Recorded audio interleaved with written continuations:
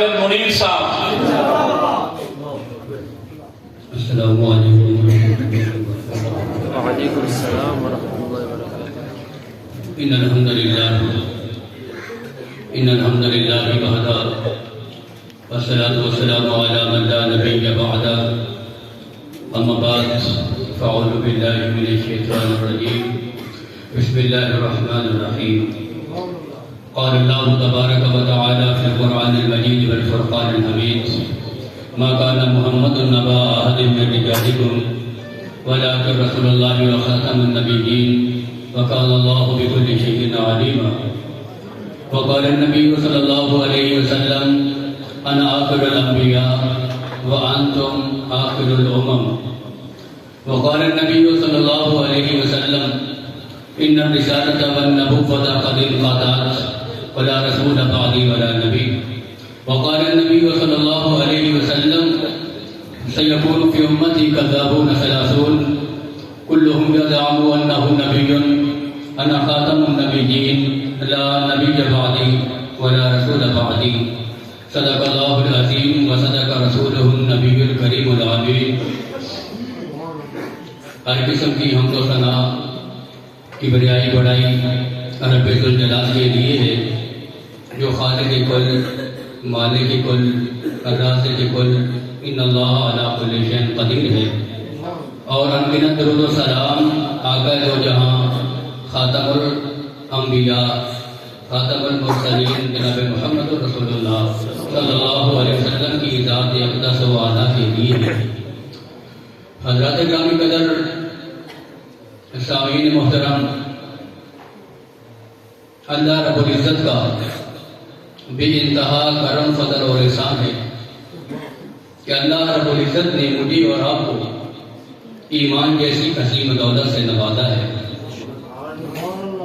حضرات محترم، اگر میں بات کروں کہ میں نے اور آپ نے، میرے آباء و اجداد نے، آپ کے باپ دادا نے دنیا کی چند روزہ زندگی گزارنے کے لیے چند نعمتیں حاصل کی ہیں۔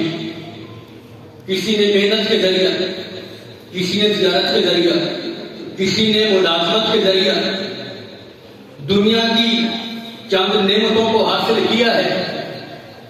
اگر ان ساری نعمتوں کو ایک طرف رکھ دیا جائے اور دوسری طرف صرف ایک نعمت کو رکھ دیا جائے تو وہ دنیا کی ساری نعمتوں سے اوپر صرف ایک نعمت نظر آتی ہے، اور وہ نعمت ایمان کی نعمت ہے۔ اگر ایمان کی نعمت ہے تو یہ دنیا بھی کامیابی ہے، اگر ایمان کی نعمت ہے تو آخرت میں یقیناً کامیابی مقدر ہے۔ اس لیے میرے مسلمان بھائیوں، اپنے ایمان کی قدر کیجیے۔ اللہ رب العزت نے آپ کو ایمان کی دولت دی ہے، ماں کی گود میں دی ہے۔ اللہ رب العزت نے آپ کا انتخاب کیا، ایک مسلمان کی گود میں کیا۔ اللہ رب العزت نے آپ کا انتخاب کیا، ایک مسلمان باپ کے گھر میں کیا۔ اللہ رب العزت نے آپ کا انتخاب کیا، ایک مسلمان معاشرہ میں کیا۔ لیکن اللہ رب العزت نے میرا انتخاب کیا، ایک کافر ماں کی گود میں کیا۔ اللہ رب العزت نے میرا انتخاب کیا تو ایک کافر باپ کے گھر میں کیا۔ ہدایت من جانب اللہ ہے، الحمدللہ الذی ہدانا لہذا وما كنا لنہتدی لولا ان ہدانا اللہ۔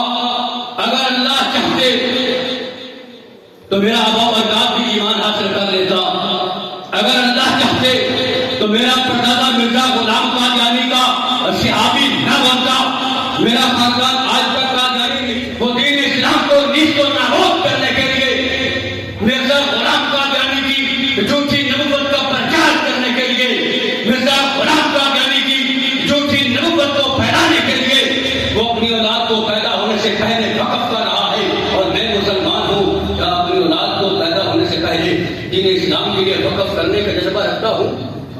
اگر رکھتا ہوں تو بحمدللہ، اگر نہیں رکھتا تو پھر مجھے اور آپ کو اس پر سوچنا ہوگا کہ میرے اور آپ کے لیے نہایت شکریہ ہے۔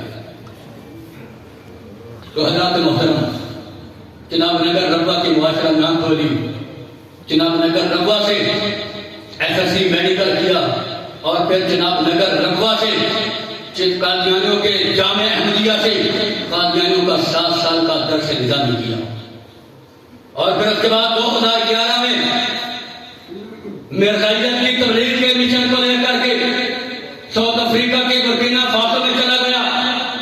2011 سے 2012 تک ساؤتھ افریقہ کے برکینا فاسو میں مرزائیت کی تبلیغ کرتا رہا، اور پھر 2012 میں پاکستان واپس آیا، اور وہ جذبہ اور جنون کہ دنیا کے اندر جتنے مسلمان موجود ہیں، دنیا کے اوپر جتنے لوگ موجود ہیں، یہ سارے کے سارے مرزا غلام قادیانی کی جھوٹی نبوت پر ایمان لانے والے بن جائیں، یہ زندگی کا مشن تھا۔ پھر اس کے بعد 2012 سے 2016 تک پاکستان کے مختلف اضلاع میں مرزائیت کی تبلیغ کرتا رہا۔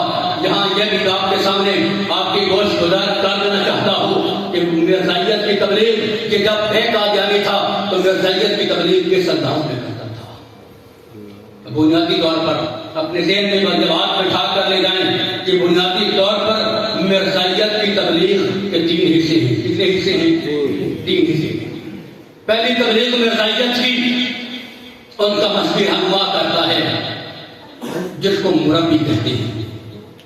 دوسری تبلیغ مرزائیت کی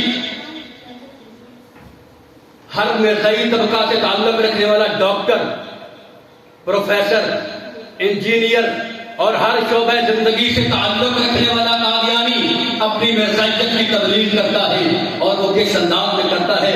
اس کو مرزائیت کی زبان میں خاموش تبلیغ کہتے ہیں۔ مرزائیت کی زبان میں اس کو خاموش تبلیغ کہتے ہیں، اور وہ تبلیغ کس انداز میں کرتا ہے؟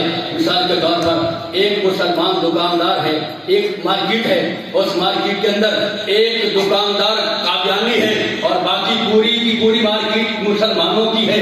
وہ ایک قادیانی دکاندار اپنے مرزائیت کی تبلیغ کس انداز میں کرے گا کہ جب کوئی مسلمان قادیانی کی دکان پر جائے گا تو وہ قادیانی دکاندار مسلمانوں کو چیز 5 یا 10 روپے رعایت کر کے دے گا، اور وہ رعایت کر کے جب دے گا تو بازوان حال اس کو یہ کہہ رہا ہوگا کہ تیرا مولوی مجھے کافر کہتا ہے، تیرا معاشرہ مجھے کافر کہتا ہے، لیکن تو اپنے مسلمان دکاندار کو دیکھ، وہ تجھے چیز مہنگی بیچتا ہے، میں تجھے سستی بیچتا ہوں، لیکن وہ قادیانی بازوان حال اس مسلمان کے دل میں اپنے عمل کے ذریعہ سے اس مسلمان کے دل میں اپنے مرزائیت کے محبت کے پیغام کو اس کے دل کے اندر پیوست کر رہا ہے، اور ساتھ اس کے دل میں اپنے مسلمان بھائی کے خلاف، اپنے مسلمان عالم کے خلاف بغض حسد اور کینے کی ہوا کو آگ دے رہا ہے۔ تو میرے مسلمان بھائیوں، وہ قادیانی کرتا کیا ہے؟ وہ قادیانی کرتا یہ ہے کہ آج مثال کے طور پر ایک قادیانی دکاندار نے 50 کلو چینی مسلمان کو سیل کی ہے، اور اس میں سے اس نے مسلمان کو 500 روپے رعایت دی ہے، تو وہ قادیانی دکاندار 500 روپے اپنے رجسٹر کے اوپر نوٹ کرتا ہے، اور پھر مہینے کے بعد چناب نگر ربوہ وہ اپنی رپورٹ کو بھیجتا ہے، اور پھر اس کو وہاں سے وہ جو اس نے مسلمان کو چیز رعایت بیچی ہوتی ہے وہ اس کو چناب نگر ربوہ سے وہ پیسے وصول ہو جاتے ہیں۔ یہ ہے وہ قادیانیوں کا سب سے زہریلا فتنہ، یہ ہے وہ قادیانیوں کا سب سے بڑا زہر جو میرے مسلمان معاشرہ میں خاموش تبلیغ کے ذریعہ میرے مسلمان معاشرہ میں ہر شعبہ زندگی سے تعلق رکھنے والا قادیانی اپنے فتنہ کی تبلیغ کرتا ہے، اس کو قادیانی زبان میں خاموش تبلیغ کہتے ہیں۔ پھر تیسری تبلیغ جو سب سے زیادہ مؤثر میرے نوجوان طبقے کے اوپر قادیانی تبلیغ کرتا ہے، کیونکہ میں نے تو قادیانیوں کی 7 سال قادیانی لڑکوں کی تربیت بھی کی ہے، قادیانی لڑکیوں کی تربیت بھی کی ہے کہ تم نے کس طرح مسلمان معاشرے میں مسلمان لڑکوں کے ساتھ تعلقات قائم کر کے تم نے ان کو قادیانی بنانا ہے، اور کس طرح تم نے مسلمان لڑکیوں کے ساتھ تعلقات قائم کر کے ان کو قادیانی بنانا ہے۔ آج سب سے زیادہ قادیانی فتنہ کالجز اور یونیورسٹی کے اندر ایک مہم لے کر چل رہا ہے۔ قادیانی مشن کیا اپنائے ہوئے ہے؟ قادیانی یہ مشن لے کر کے اپنے گھر سے نکلتا ہے کہ اگر یہ مسلمان نوجوان قادیانی اگر یہ نوجوان قادیانی نہ بنے تو پھر یہ مسلمان بھی نہ رہے. آج میں دیکھتا ہوں جب کالج میں جاتا ہوں, جب یونیورسٹیوں میں جاتا ہوں, اپنے معاشرے میں دیکھتا ہوں, مسلمان سوسائٹی میں دیکھتا ہوں, تو آج میرا نوجوان آج اللہ کی ذات سے, اللہ کی وحدانیت کا عقیدہ چھوڑ کر الحاد کی طرف بیٹھتا ہوا نظر آتا ہے, فتنہ الحاد پھیلتا ہوا نظر آتا ہے. دراصل یہ بات سمجھ لیجیے کہ فتنہ الحاد کو پھیلانے والے, الحاد کی راہیں ہموار کرنے والے, فتنہ الحاد کو میرے مسلمان معاشرے میں پروموٹ کرنے والے, فتنہ الحاد کو میرے مسلمان نوجوان کے اندر اپنے فتنہ الحاد کو پروان چڑھانے والے, وہ دراصل قادیانیوں کی دو تنظیمیں کام کر رہی ہے. ایک تنظیم کا نام ہے خدام الحمد پاکستان ہے, اور دوسری تنظیم کا نام مجلس امان اللہ پاکستان ہے. ایک لڑکوں کی تنظیم ہے, ایک لڑکیوں کی تنظیم ہے, اور یہ دونوں تنظیمیں میرے مسلمان معاشرے میں میرے نوجوان نسل پر, میری نوجوان بہن پر, میرے نوجوان بھائی پر, میرے نوجوان بیٹے پر, یہ قادیانی کی دو تنظیمیں صبح سے لے کر شام تک اور شام سے لے کر صبح تک یہ ایک مشن لے کر کے چل رہی ہے. اگر یہ نوجوان مسلمان قادیانی نہ بنے تو پھر یہ مسلمان بھی نہ رہے. اور میں خواب غفلت میں سویا ہوا ہوں. حضرات محترم, پھر جب میں 2016 میں جب میری تشکیل قادیان ہندوستان انڈیا میں ہوتی ہے تو پھر وہ میرے اسلام لانے کی جگہ ہوتی ہے. 2016 میں مجھے قادیان ہندوستان انڈیا بھیجا گیا, جہاں مرزا غلام قادیانی آج جہنم کے گڑھے میں چل رہا ہے. میں ایک مشن لے کر, ایک جذبہ لے کر, ایک سوچ اور فکر لے کر پاکستان سے ہندوستان انڈیا جاتا ہوں. 1 سال کا میرا ویزا تھا, 2016 سے 2017 تک. فروری 2016 میں مجھے بتلایا گیا کہ آپ کی تشکیل انڈیا ہندوستان قادیان میں کر دی گئی ہے. تو میری جو کیفیت تھی وہ ایک الگ کیفیت تھی. جب وہاں قادیان پہنچا تو آج سوشل میڈیا کے اوپر اس بات کو کئی قادیانی بھی تسلیم کر چکے ہیں. بے شمار اس کے اوپر میرے مناظرے موجود ہیں, بے شمار کیسٹ موجود ہیں.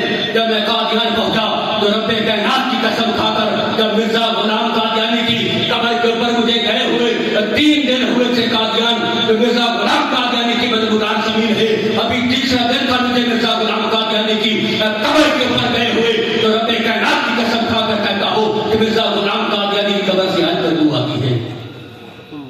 جب یہ واقعہ ہوا, جب مرزا غلام قادیانی قبر کے اوپر جانے کا اتفاق ہوا, تو وہاں سے بدبو کا آنا دراصل میرے اسلام لانے کی طرف ایک رجحان پیدا ہوا. لیکن دماغ کے اندر یہ بات بھی آئی یہ بدبو کسی اور جگہ سے بھی آ سکتی ہے. قادیان کا ایک بہت بڑا وسیع علاقہ ہے, یہ بدبو کسی اور طرف سے بھی آ سکتی ہے. تو بہرحال اس مشن کو لے کر کے ابھی مرزا کے مشن کو لے کر چل رہا تھا. جب دلی پہنچتا ہوں تو دلی میں مجھے ایک دوست ملا جس کا نام محمد ریاض تھا, اور اس کو اللہ دکھائے خیر دے. اس کے ساتھ جب میری صبح سے لے کر شام تک گفتگو ہوتی تو میں نے اسے مرزا غلام قادیانی کی صداقت پر بے شمار دلائل دیے. میں نے اسے جو حضرت عیسیٰ علیہ السلام پر, وفات مسیح پر اس کو بے شمار دلائل دیے. وہ میری ہر بات سے اتفاق کرتا گیا. اس نے کہا میں آپ کی ہر بات کو مانتا ہوں. اس نے مجھے کہا کہ میں آپ کی ذات سے حیران ہوں کہ مجھے الحمدللہ اللہ رب العزت نے تورات زبور انجیل میں نے پڑھی ہے, اور تورات زبور انجیل پر اللہ رب العزت نے مجھے پوری مکمل دسترس دی ہے. آج کوئی عیسائی جائے دین اسلام پر اعتراض کرے, آج کوئی یہودی جائے دین اسلام پر اعتراض کرے, الحمدللہ علی وجہ بصیرہ یہ بات کہہ دینا چاہتا ہوں کہ قرآن حدیث کی دلیل بات میں وہ تو اسی کی کتاب جو آج بدل چکی ہے, کابل مقدس بدل چکی ہے, لیکن الحمدللہ علی وجہ بصیرہ اس کو تورات زبور انجیل سے آج بھی اسلام کی طاقت الحمدللہ پیش کر سکتا ہوں. اور الحمدللہ ہندوؤں کے 4 وید میں نے پڑھے ہیں. ہندوؤں کے 4 وید پر اللہ رب العزت نے مجھے مکمل دسترس دی ہے.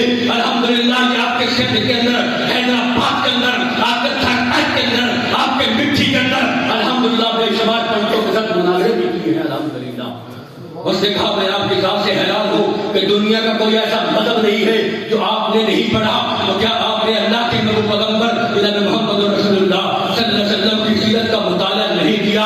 اس نے مجھے 2 کتابیں دی. ایک کتاب الرحیق المختوم دی، دوسری کتاب اس نے مجھے اسوہ انسان کامل دی۔ اس سے قبل میں نے کسی مسلمان مورخ کی اللہ کے نبی پیغمبر کی ذات اقدس پر لکھی ہوئی سیرت کی کتاب کا مطالعہ نہیں کیا تھا، مطالعہ کیا تو تھا لیکن اس انداز میں کہ اللہ کے نبی پیغمبر کی ذات اقدس پر اعتراض کر کے مرزا غلام قادیانی بدبخت کی سیرت، مرزا غلام قادیانی کے کردار کو، مرزا غلام قادیانی بدبخت کی جھوٹی نبوت کو ثابت کر سکوں۔ لیکن جب میں نے الرحیق المختوم کو پڑھنا شروع کیا، الحمدللہ وہ سارے اعتراضات کے جوابات مجھے اس الرحیق المختوم کے اندر مل گئے جو میں کل مرزا غلام قادیانی کی صداقت کے طور پر جناب محمد رسول اللہ کی ذات کے اوپر اعتراض کرتا تھا، ان سارے سوالوں کے جواب، ان سارے اعتراضات کے جواب مجھے جب الرحیق المختوم کے اندر مل گئے تو اس دن سے پھر میں نے اپنے قلم کو ایک طرف اور طرف اٹھانا شروع کیا، اور پھر ابھی تھا اس وقت قادیانی، لیکن قادیانی کے اس کفرستان کے اندر رہتے ہوئے میں نے تقابل لکھنا شروع کیا کہ قادیانیت اور اسلام کے مابین اختلافات کی وجوہات کیا ہے۔ پھر دسمبر کا مہینہ آیا، دسمبر کے مہینہ میں یہ آپ بات ذہن نشین کر لیجیے کہ دسمبر کے مہینہ میں پاکستان ہو یا ہندوستان ہو یا پوری دنیا کا اطراف عالم ہو، ہر دنیا کے ہر کونے سے قادیانی ہر سال دسمبر کے 3 دنوں میں 26 دسمبر 27 دسمبر اور 28 دسمبر کو ہر سال قادیان میں اپنا حج اور عمرہ ادا کرنے کے لیے جاتے ہیں، اور یہ اس ملک پاکستان کا المیہ ہے۔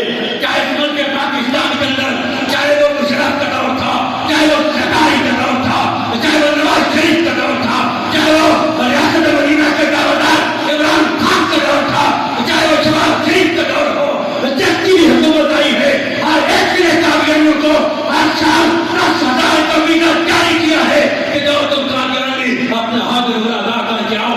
کیا یہ ریاست پاکستان ہے؟ کیا اس ملک پاکستان کے بنانے والوں کا مقصد تھا کہ اس ملک پاکستان میں قادیانیوں کو ہر سال 10,000 کا ویزا جاری کیا جائے کہ جاؤ تم قادیانی اپنا حج عمرہ ادا کر کے آؤ؟ یہ ہے میرے ملک پاکستان کی ریاست کے دعوے دار۔ ہر سال 10,000 قادیانی کو سرکاری طور پر ویزا جاری کیا جاتا ہے۔ ہم سے بڑھ کر کون جاتا ہے؟ ہم تو خود وہاں رہ کر آئے۔ تو اس لیے اپنا ووٹ ان کو دے جو ووٹ کے حقدار ہیں، اپنا ووٹ اس کو دیا کریں جو کل اسمبلی میں جا کر آپ کے حق میں نبوت کا دفاع کرے، جو اسمبلی میں جا کر آپ کے حضور احمد صلی اللہ علیہ وسلم کی نمو سے رسالتوں پر پرداز کریں۔ یہ ریاست مدینہ کے دعویدار جن کو ووٹ آپ کرتے ہیں وہ جب سے اقتدار بن جاتے ہیں تو پھر کیا کرتے ہیں کہ قادیانی نوازی کرتے ہیں، اور ہر سال 10,000 قادیانی کو سرکاری طور پر قادیان بھیجا جاتا ہے جب تم حج عمرہ ادا کر کے آؤ۔ تو میرا باپ دسمبر 2017 میں، دسمبر 2016 میں میرا باپ بھی قادیان جاتا ہے، تو اس وقت میں انڈیا میں تھا، اپنے باپ کے بازو کو پکڑتا ہوں، مرزا غلام قادیانی قبر کے اوپر لے کر کے جاتا ہوں اور اپنے باپ کو کہتا ہوں والد محترم کیا تم اس کو نبی اور رسول مانتی ہو؟ والد نے کہا ہاں مانتا ہوں۔ میں نے کہا والد محترم میں اس مرزا غلام قادیانی کے بارے میں آپ کو بتانا چاہتا ہوں۔ باپ نے کہا تمہارے دماغ کے اوپر شیطان کا حملہ ہو چکا ہے، ہم نے تجھے کس مشن کے لیے قادیان بھیجا ہے اور تم یہاں جا کر مرزا غلام قادیانی کی ذات کے بارے میں کیا بات کرتے ہو؟ میں نے کہا والد محترم آپ کو ایک نبی کا تعارف کروانا چاہتا ہوں۔ باپ نے کہا کس نبی کا؟ میں نے کہا اللہ کے محبوب پیغمبر محمد مصطفیٰ کروانا چاہتا ہوں۔ میرے باپ نے جو الفاظ کہے باپ کہنے لگا بیٹا تم جانتے ہو کہ محمد مصطفیٰ صلی اللہ علیہ وسلم دنیا میں آئے اور اپنا کام ادھورا چھوڑ کر چلے گئے، ان کے کام کو کسی نے مکمل کیا ہے تو محمد مرزا غلام قادیانی نے کیا ہے۔ تو میں نے کہا والد محترم ذرا مرزا غلام قادیانی اور محمد رسول اللہ کی ذات اقدس کے بارے میں سن لیجیے کہ اللہ کے سچے نبی تو وہ تھے کہ جن کے پسینہ سے خوشبو آتی تھی، اور اتنے 100 سال گزر جانے کے باوجود بھی 120-25 سال گزر جانے کے باوجود بھی مرزا غلام قادیانی کی قبر سے بدبو آتی ہے کہ اللہ کا سچا نبی نہیں ہو سکتا۔ میں اس کو نبی نہیں مانتا، میں اس کو دجال مانتا ہوں، میں اس کو کذاب مانتا ہوں، اور مانتا ہوں رب کے قرآن کے مطابق محمد مصطفیٰ کے فرمان کے مطابق مانتا ہوں۔ تو باپ ذرا حیران ہوا، تو الحمدللہ یہ میرے باپ کے ساتھ مقابلہ چل رہا تھا، تو جنوری 2017 میں میرے والد محترم پاکستان آئے اور میں بھی فروری 2017 میں پاکستان واپس آیا، اور الحمدللہ اللہ کے فضل و کرم سے پوری تعدیش نعمت کے طور پر اس جناب نگر رنگوں میں جس خاندان کے اندر 110 سال کی تاریخ میں کوئی مسلمان پیدا نہیں ہوا، جو بھی دنیا میں پیدا ہوا یا دنیا سے گیا سیدھا واصل جہنم ہوا، حالت ایمان کے ساتھ نہ پیدا ہوا نہ حالت ایمان کے ساتھ دنیا سے گیا۔ اس خاندان کے اندر 27 مارچ 2017 کو مرزائیت کو خط لکھا کہ آج میں کرنی ہو سے واس میں رہتے ہوئے مرزا غلام کرنی کو اس کے تمام دعووں میں تقرار و رجا مانتا ہوں اور محمد مصطفیٰ کی ختم نبوت پر ایمان لانے کا اعلان کرتا ہوں۔ یہ اعلان کرنا تھا کہ کفر و ملت و واحدہ کا منظر دیکھا ہے، آپ کو ایمان کی دولت ملی ہے، ماں کی گود سے ملی ہے، آپ کو ایمان کی دولت ملی ہے، ماں کی گود میں ملی ہے، آپ کو ایمان کی دولت ملی ہے، مسلمان معاشرے میں ملی ہے، مسلمان خاندان میں ملی ہے۔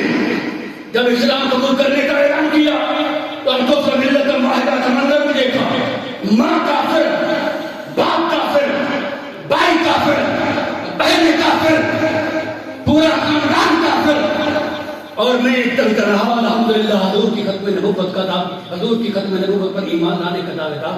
سبحان اللہ۔ پھر ہر قوم سے کم صحابہ قادیان نے اپنے جناب نگر ربا کے اندر جیل خانے کے اندر ڈالا، وہاں بھی ہزاروں مسلم صاحب، لیکن نہ رب کے قرآن کو چھوڑا نہ محمد مصطفیٰ کے فرمان کو چھوڑا۔ نعرہ تکبیر، نعرہ ختم نبوت، نعرہ تکبیر، اور الحمدللہ اس جناب نگر ربا کے اندر ان کا ہر مسلم صاحب، لیکن اللہ رب العزت نے ان کی جیل سے نکالنے کی اسباب پر رب فرمائے، اور پھر ماں باپ نے گھر سے نکالا، پھر کریا کریا بستی بستی نگر نگر ختم نبوت کے نام کے پر تکالیف کو سہتا رہا۔ پھر یہ اللہ کے ولی ابھی جو تشریف فرما ہوں گے جن کا نام حضرت مولانا قاری محمد رفیق حفظہ اللہ تعالیٰ ہے، انہوں نے سائیکل پر دستے شفقت رکھا اور کہا بیٹا آج کے بعد وہ آپ کے کافر ماں باپ تھے، آج کے بعد ہم آپ کے مسلمان بھائی ہیں، مسلمان باپ بھی ہیں، مسلمان باپ، آپ کے سارے رشتے اب ہمارے ساتھ ہیں۔ اور الحمدللہ پیچھے مڑ کر نہیں دیکھا کہ اسلام کے لیے کیا چھوڑا ہے، الحمدللہ جو بھی چھوڑا ہے وہ ناقص تھا، اور جو پایا ہے الحمدللہ وہ اعلیٰ ہے اور پہلے سے بڑھ کر ہے۔ اور اللہ کی فضل و کرم سے پھر کریا کریا بستی بستی نگر نگر جا کر حضور کی ختم نبوت کے اوپر پہرا کیا ہے، اور ان ہاتھوں میں ہتھکڑیاں بھی پہنی ہے تو حضور کی ختم نبوت کے لیے پہنی ہے۔ اور الحمدللہ اللہ وجہ وسیلہ جب بھی کوئی میدان ہے، جب بھی کسی کافر کے سامنے مد مقابل آنے کا موقع ملا ہے تو الحمدللہ یہ بات ثابت کی ہے کہ جب تک کہ جسم میں جان ہے، جب تک کہ جسم کے اندر خون کا ایک قطرہ باقی ہے، ہم حضور کی ختم نبوت کا دفاع کرتے رہیں گے۔ کیوں نہ کریں، میری سانس کریں تو محمد مصطفیٰ کا صدقہ، میری اولاد زندہ ہے تو محمد مصطفیٰ کا صدقہ، اگر آپ میں زندہ ہو تو حضور کی ختم نبوت کا صدقہ ہے۔ اور میں نے اس سے بڑھ کر کچھ نہیں پایا کہ ایک جان ہے وہ بھی ختم نبوت پر انشاءاللہ قربان کر کے جائے گی۔